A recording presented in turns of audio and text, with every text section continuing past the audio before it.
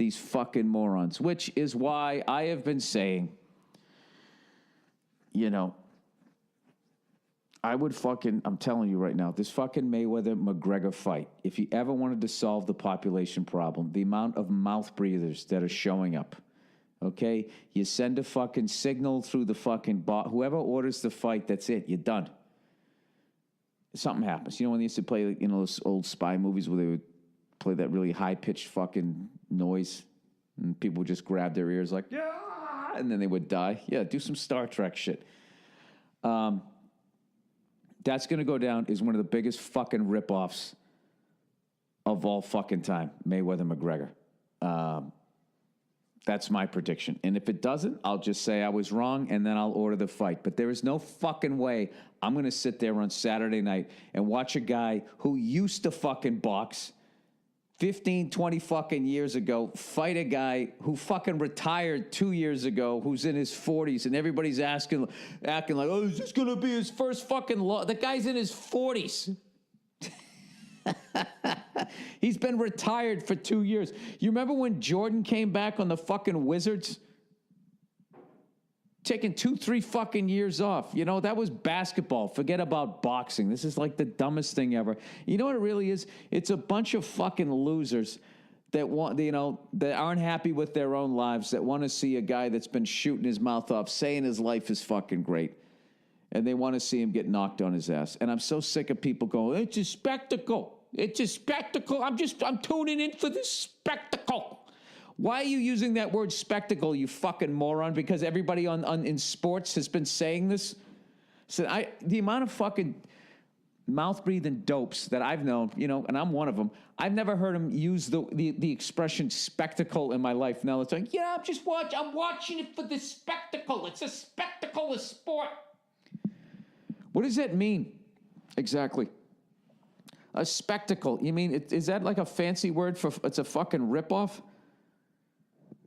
These are the same people that would have paid fucking $60, you know, the equivalent of $60 30 fucking years ago, 40 years ago, to watch Lyle Alzado fight fucking Muhammad Ali, which actually happened if you never looked it up.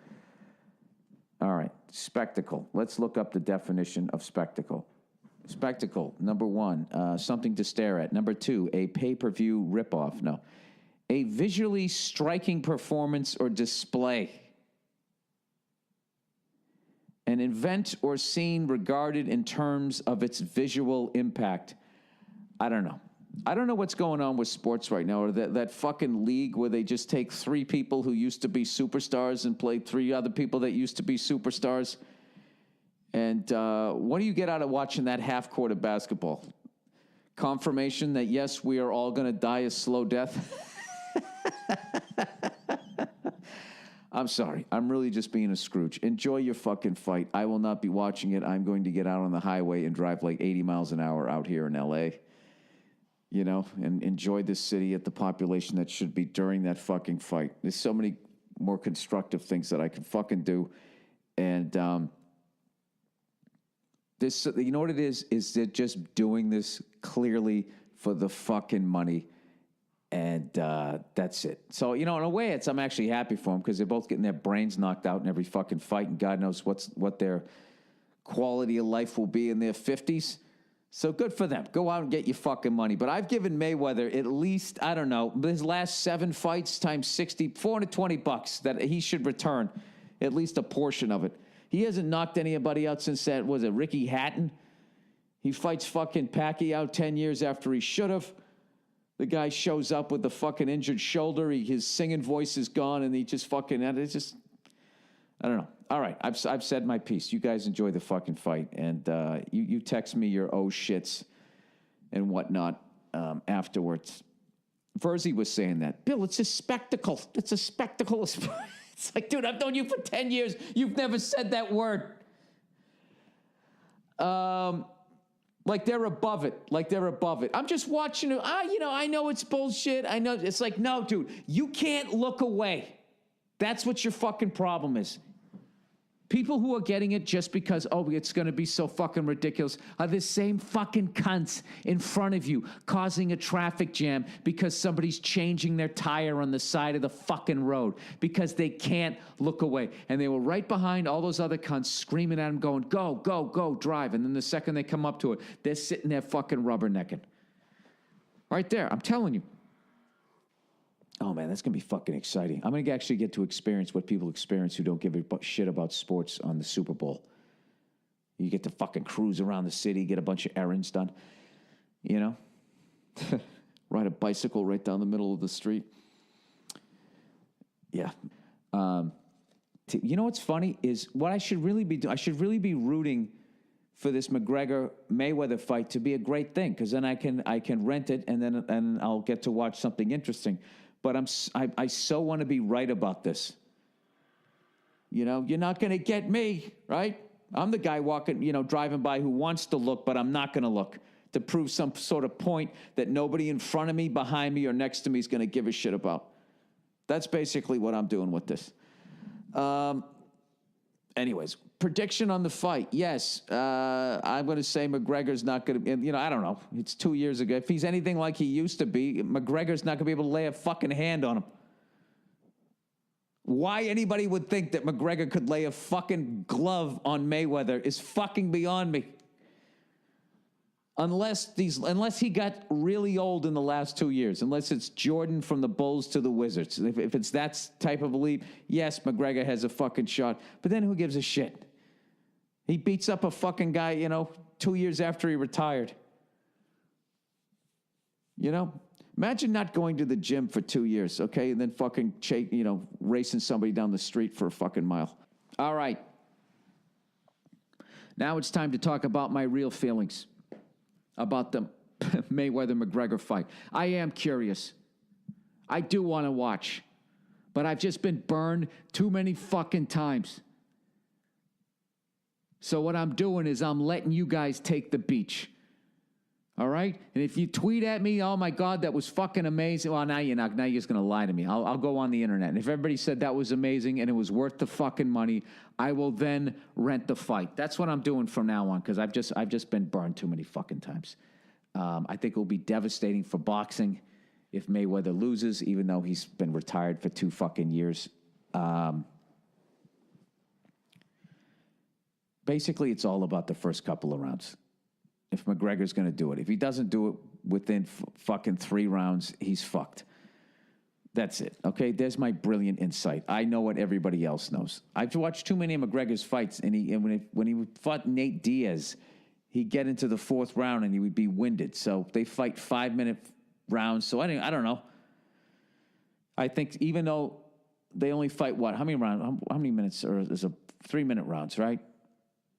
So logically, you'd be like, well, 5 minutes in, then that's the equivalent to going 5 rounds. 3 rounds, 5-minute rounds in the fucking UFC. Jesus Christ, Bill. But here's the thing. He's going to be using different muscles. He's going to waste a lot of fucking energy trying to hit somebody that nobody could fucking hit. And I don't know. I don't know what it is. But they're both brilliant fucking fighters. They're both amazing. And they're also, they're as good at selling a fight, which is why everybody's showing up and all of that shit. Because 2 big shit talkers. There's nothing people like better than seeing a shit talker lose, and one of them's going to lose, so I guess that's why everybody's going to watch. But I cannot fucking resist the euphoria of not doing what everybody else is doing and getting to do other shit.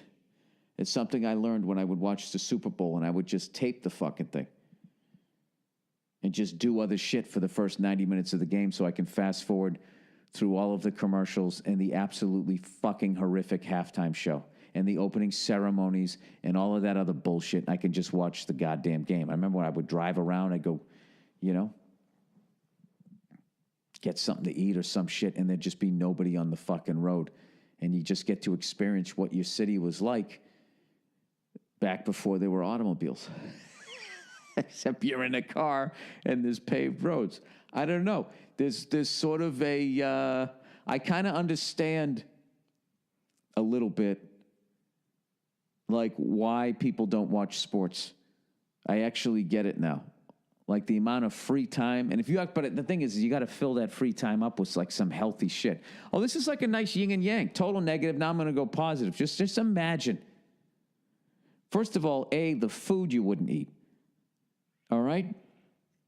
All the extra time you'd have to work out. You know, if you always wanted to learn how to play guitar, learn how to speak a language, the amount of time you spend.